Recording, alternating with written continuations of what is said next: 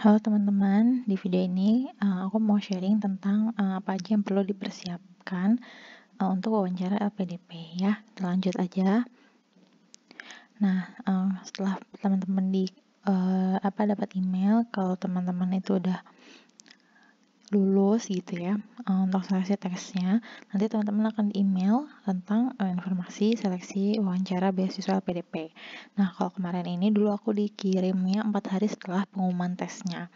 Nah, kita akan dikasih tahu kalau wawancara itu akan dilaksanakan tanggal sekian sampai tanggal sekian gitu ya, untuk yang gelombang 2 ini tanggal 25 Oktober sampai 26 November gitu. Nah, dan di email ini juga akan dikasih tahu kalau jadwal wawancaranya dan informasi teknisnya akan diumumkan maksimal itu 4 hari sebelum pelaksanaan wawancara gitu. Tapi mungkin teman-teman bisa jadi akan dapat email yang full gitu ya, semuanya udah langsung dikasih tahu karena untuk teman-teman mungkin ada yang jadwalnya itu terlalu dekat gitu ya, dari pengumuman ini tanggal 19 sampai ke wawancaranya tanggal 25. Kalau waktu itu dulu aku masih lumayan jauh gitu ya rentang waktunya. Nah, di sini dikasih tahu informasi yang penting itu, yang harus kita tahu adalah nanti jadwal wawancaranya bisa dilihat di akun LPDP masing-masing. Jadi nggak akan di state di email secara pribadi gitu kalau jadwal kita tuh kapan, tapi ada himbauan untuk ngecek di akun LPDP masing-masing gitu ya. Nah, terus nanti link untuk wawancaranya menggunakan link Zoom itu nanti akan bisa dilihat baru 2 jam sebelum jadwal wawancara di akun LPDP-nya juga gitu. Misalkan nanti udah tahu nih dapatnya tanggal 31 Oktober jam 8. Nah, nanti link Zoom-nya baru akan muncul jam 6 pagi gitu. Nah, terus selanjutnya peserta diminta bergabung pada Zoom 2 jam sebelum wawancara. Nah, kalau dikhawatirkan nanti ada peserta yang nggak datang gitu, kemungkinan jadwal kita bisa jadi lebih cepat gitu. Jadi kita diminta untuk standby 2 jam sebelum wawancara. Kalau kemarin aku jadwalnya jam 8 pagi, jadi aku waktu itu standby dari jam 6 pagi gitu.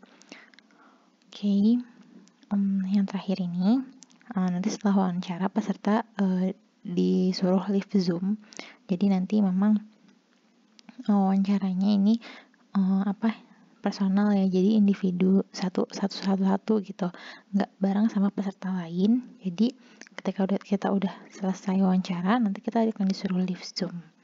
Nah, setelah wawancara kita harus mengisi survei yang disediakan LPDP. Ini cuma seperti evaluasi pelaksanaan wawancara aja.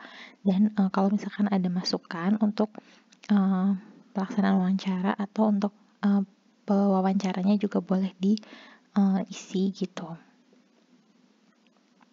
Nah, untuk email selanjutnya nanti akan ada info tentang tanggal kloter kita.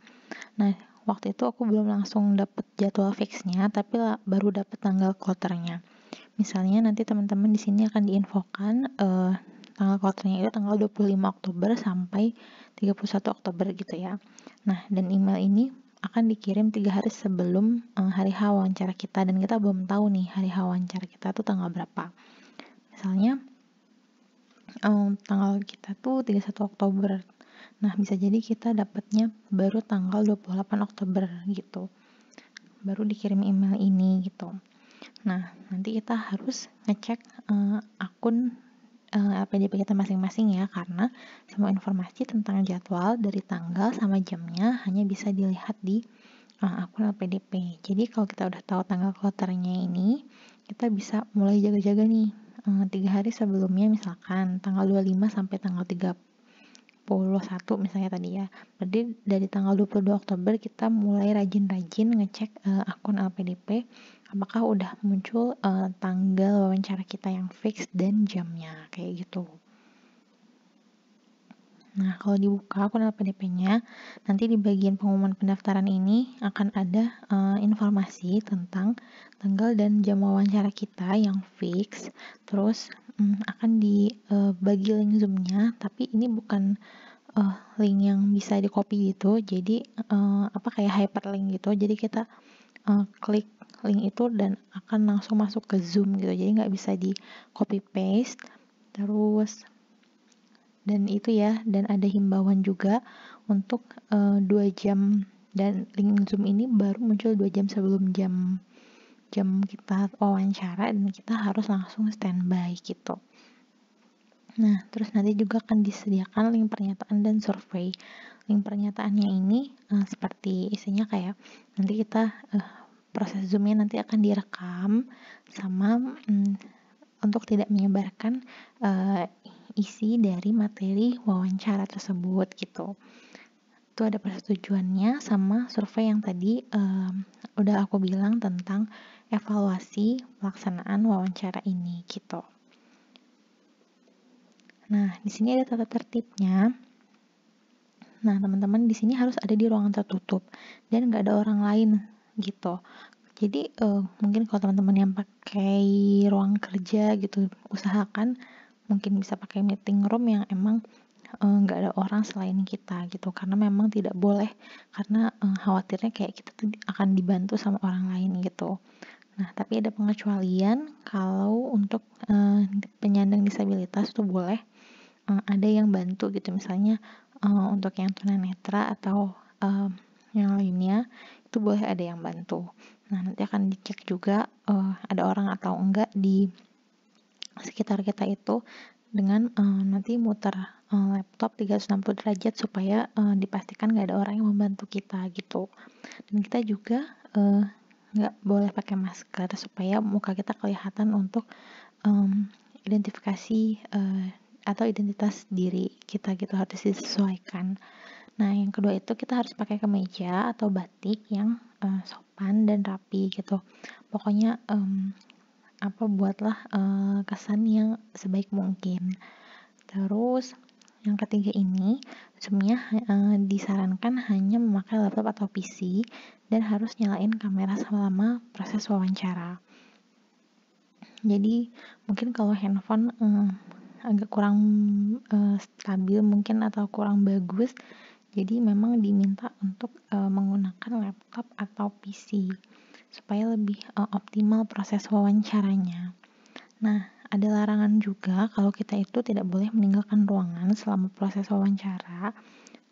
Jadi memang misalnya nggak boleh ke toilet gitu ya. Jadi kalau sebelum wawancara sebisa mungkin kita selesaikan urusan di toilet kayak gitu. Terus kita nggak boleh makan selama wawancara, tapi kita boleh minum.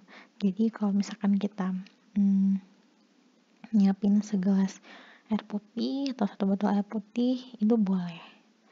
Nah, terus kita juga nggak boleh menggunakan virtual background di Zoom. Jadi benar-benar plontos gitu belakangnya apa adanya. Nah, yang terakhir itu kita nggak boleh mendokumentasikan isi dari wawancara dalam bentuk apapun gitu.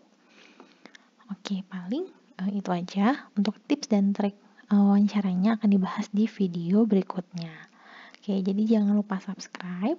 Dan buat teman-teman yang mau dukung channel ini, bisa lihat link di deskripsi video ini yang nantinya akan digunakan untuk untuk peralatan pembuatan video yang kualitasnya nanti akan lebih baik supaya channel ini bisa berbagi video yang bermanfaat lainnya gitu. Oke, sampai di sini, sampai ketemu di video berikutnya. Semoga sukses teman-teman semuanya.